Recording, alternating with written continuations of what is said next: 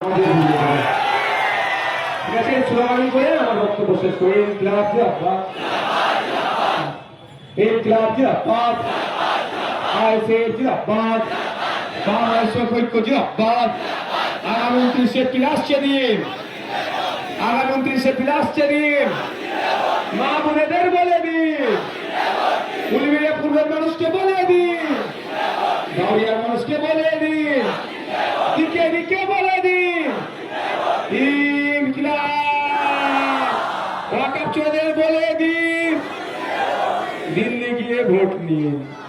ওয়াকফ চোরদের বলে দিন, দেবত্ব সম্পত্তি চোরদের বলে দিন, এসটি সার্টিফিকেট চোরদের বলে দিন।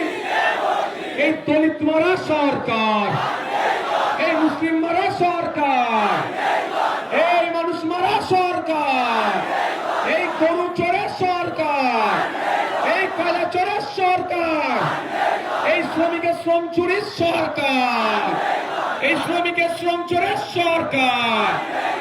ইনকিলাব। সাম্প্রদায়িক বিজেপি বাংলা থেকে দূর হটো, সাম্প্রদায়িক বিজেপি বাংলা থেকে দূর হটো, দুর্নীতিগ্রস্ত তৃণমূল বাংলা থেকে দূর হটো।